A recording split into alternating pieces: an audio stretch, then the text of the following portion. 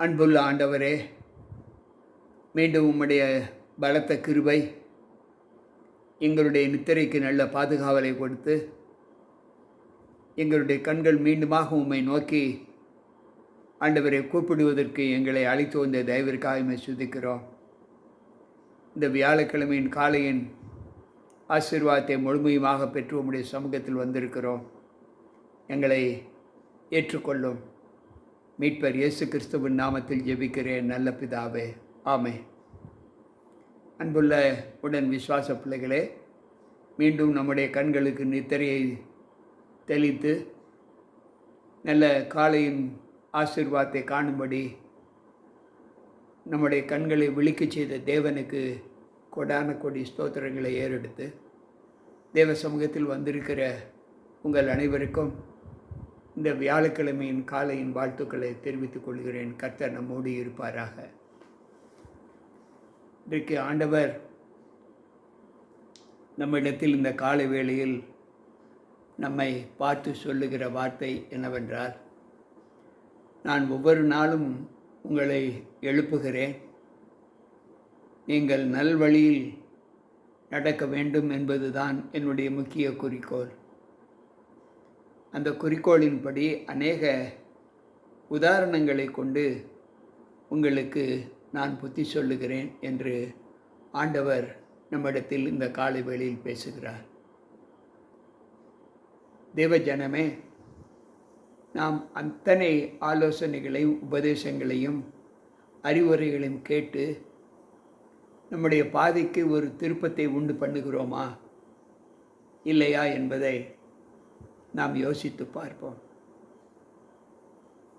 நாம் எல்லோரும் மனம் திரும்பி தேவனுடைய ராஜ்யத்திற்குள் அவருக்குள் உகந்த பிள்ளைகளாக ஜீவிக்க வேண்டும் என்பது அவருடைய பிரதான நோக்கம். ஆனால் நம்மை இன்னொருவன் ஆண்டு கொள்வதற்கு நாம் நம்மை அனுமதி கொடுக்கிறோம் என்று ஆண்டவர் சொல்லுகிறார். அந்த ஆண்டு கொள்ளுதல் நம்மை தேவனிடத்திலிருந்து பிரித்து எடுத்து தேவன் மீது வைத்திருக்கிற அன்பை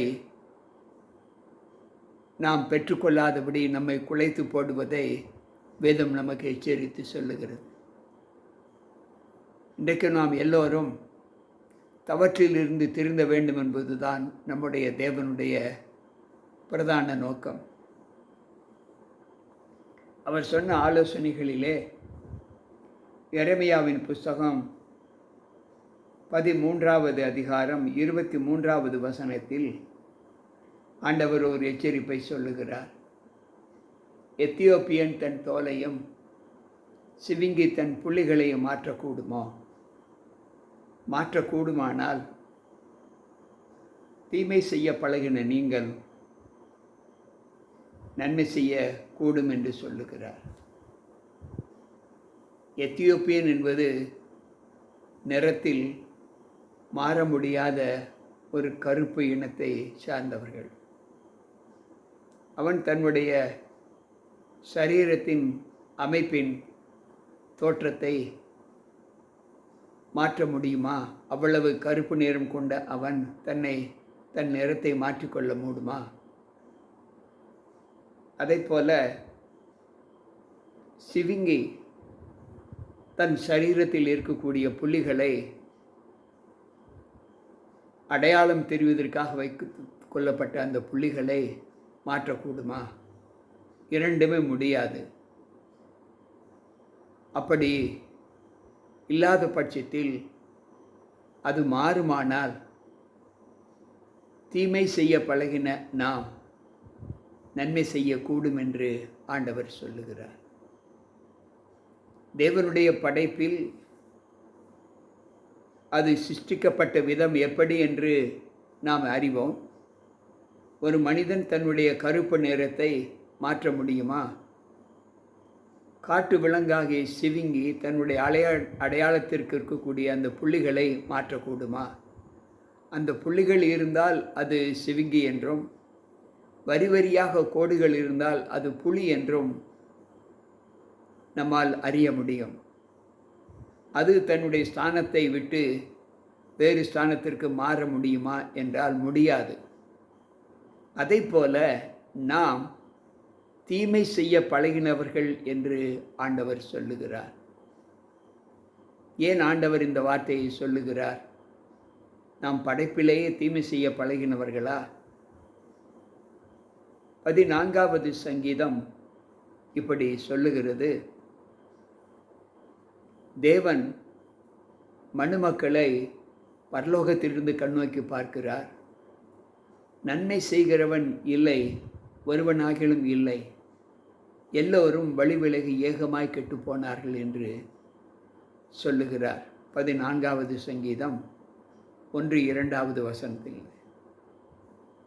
அன்பு பிள்ளைகளே, இன்றைக்கு வேதம் சொல்லுகிற வார்த்தை, எல்லோரும் வழி விலகி ஏகமாய் கெட்டுப்போனார்கள். இன்றைக்கு மனுக்குல மக்களாகிய நாம் படைப்பில் ஆண்டவர் நம்மை படைத்ததற்கு பின்பு நல்லது என்று கண்ட ஆண்டவர் அதற்கு பின்பே மனிதனை தாம் படைத்ததற்காக மனஸ்தாபப்படுகிறேன் என்று அவர் வாய்மொழியை சொல்லுவதை நாம் பார்க்கிறோம். அன்பு பிள்ளைகளை, எவ்வளவு துக்கத்தோடு அவர் சொல்லக்கூடும், எவ்வளவு சந்தோஷத்தோடு தன்னுடைய சாயலாக படைக்கப்பட்ட மனிதனை பார்த்து அவர் சொல்லுகிறார்.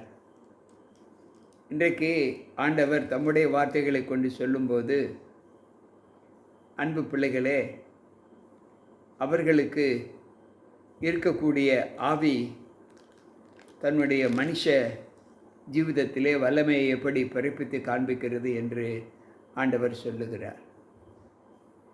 இன்றைக்கு நம்முடைய வாழ்க்கையில் ஆண்டவர் சொல்லுகிற வார்த்தை என்ன? நாம் நன்மை செய்ய பழகின பிள்ளைகளாக மாறக்கூடுமா என்றால், அன்பு பிள்ளைகளே, சற்று யோசிப்போம். 1 கொரிந்தியரின் புஸ்தகம் 2வது அதிகாரம் 14வது வசனத்திலே அங்கு ஆண்டவர் சொல்லுகிற வார்த்தை, ஜென்ம சுபாவமான மனுஷனோ ஆவிக்கு உரியவைகளை ஏற்றுக்கொள்ள மாட்டான், அவைகள் அவனுக்கு பைத்தியமாய் தோன்றும், அவைகள் ஆவிக்கேற்ற பிரகாரமாய் ஆராய்ந்து நிதானிக்கப்படுகிறவைகள் ஆனதால் அவைகளை அறியவும் மாட்டான். நாம் தீமை செய்யின பழக்கத்திலிருந்து நாம் நம்மை மாற்றிக்கொள்வதற்கு ஆண்டவர் அந்த சந்தர்ப்பத்தை நம்மிடத்திலேயே ஒப்பு கொடுத்து விட்டார். நன்மை இன்னது என்று உனக்கு போதித்திருக்கிறார். நல்ல வழி எங்கே என்று நமக்கு கற்பித்து கொடுத்திருக்கிறார். இவைகளை எல்லாம் அறிந்த நாம், உலக கல்வியில் ஞானத்தை பெற்ற நாம், உலக ஞானத்திற்கு மிகுந்த ஒரு உயர்வை கண்ட நாம், ஆத்மீகத்தில் நம்மை சிருஷ்டித்தவருக்கு நாம் ஏன் செம்மையான நடத்தையை காண்பிக்க முடியவில்லை என்றால், நம்முடைய கல்வி ஞானம், உலக ஞானம் நம்மை ஆத்மீகத்தை காட்டிலும் பெரிய நிலையில் கொண்டு சென்று விட்டதை நாம் அறிவோம். இந்த நிலை நம்மிடத்தில் காணப்பட வேண்டுமென்றால் நாம் நம்மை மாற்றிக்கொள்ள வேண்டும் என்று ஆண்டவர் சொல்லுகிறார். எனக்கு பிரியமான தேவ பிள்ளைகளே, நம்முடைய ஜீவிதத்திலே நாம் ஆண்டவருக்கு ஒப்பு கொடுக்கக்கூடிய சம்பவம் என்ன? யோசித்து பார்ப்போம். நம்முடைய பிறப்பின் வர்த்தமானம் என்ன என்றால், ஆண்டவர் சொல்லுகிறார், நீ பிறந்த நாளில் துணியினால் சுற்றப்படவில்லை, நல்ல சுத்த ஜலத்தினால் கழுவப்படவும் இல்லை என்று, உன் தொப்புள் குடி அறுக்கப்படவும் இல்லை என்று சொல்லுகிறார். இந்த 3 பலன்களும் நம்மை பலப்படுத்தாமல் பலவீனப்படுத்துகிறது. அதைத்தான் பவுல் சொல்லுகிறார். ஜென்ம சுவாபமான மனுஷன், யாரெல்லாம் பிறந்த நாளில் கழுவப்படவில்லையோ, துணியினால் சுற்றப்படவில்லையோ, தொப்புள் குழி அறுக்கப்படவில்லையோ, அவர்கள் ஜென்ம சுவாபம் உள்ள பிள்ளைகள். என்று ஆண்டவர் சொல்லுகிறார். அவர்கள் ஆவிக்குரியவைகளை ஏற்றுக்கொள்ள மாட்டார்கள். ஏனென்றால் அது அவைகளுக்கு பைத்தியமாய் தோன்றும்.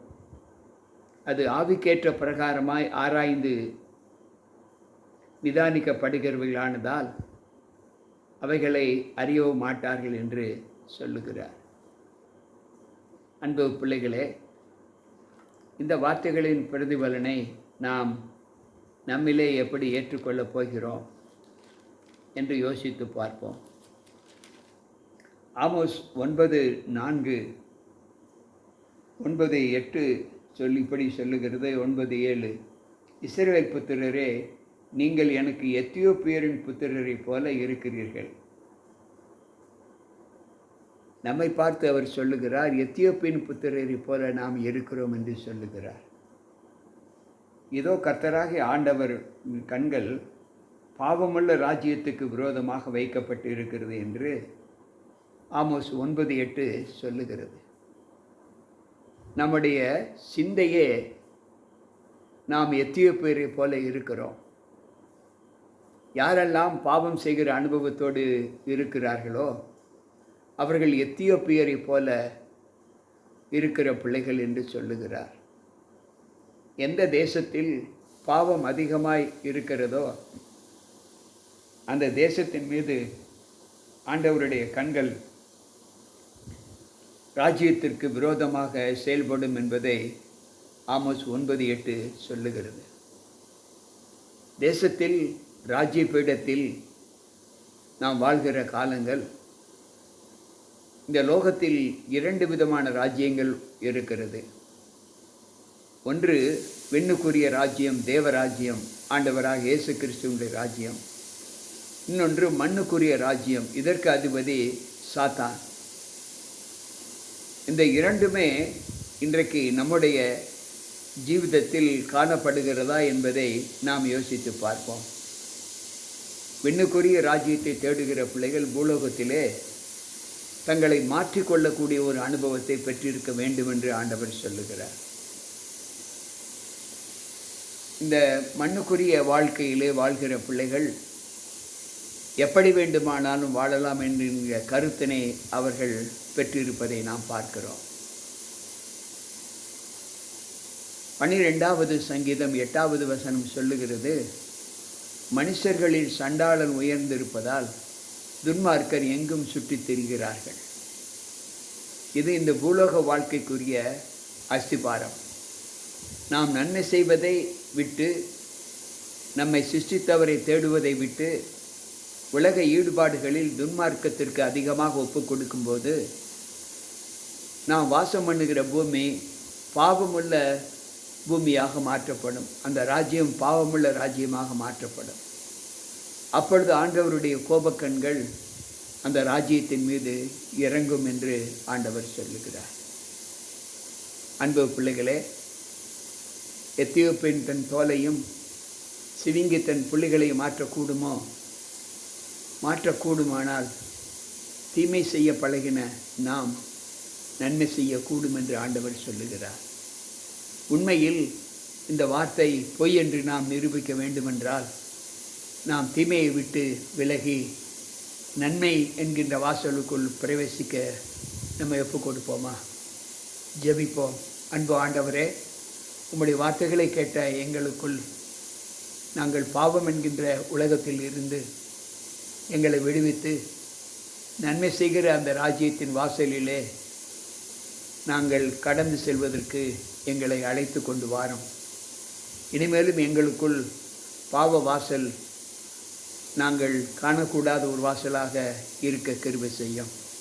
நீதியின் வாசலில் நாங்கள் உள்ளே கடந்து சென்று உம்முடைய தேவ மகிமையை கண்டு நல்லோரின் பேரில் நாங்கள் சவாசம் வைத்துக்கொள்ள எங்களை ஒப்புக் கொடுக்கிறோம். கேட்டுக்கொண்டிருக்கிற ஒவ்வொரு பிள்ளைகளுக்கும் அந்த வாசலின் அனுபவத்தை என் தேவன் காண்பித்து தாரும். மீட்பர் இயேசு கிறிஸ்துவின் நாமத்தில் ஜெபிக்கிறேன் நல்ல பிதாவே, ஆமென். அன்பு பிள்ளைகளே, இந்த நாளிலும் நன்மையின் ராஜ்யத்திற்குள் நாம் பிரவேசிக்க நம்மை ஒப்புக் கொடுப்போம். கர்த்தர் நம்மோடு இருப்பாராக. மீண்டும் நாளை சந்திப்போம். உங்கள் போதகர் ஜி.கே. ராபர்ட். ஆமென்.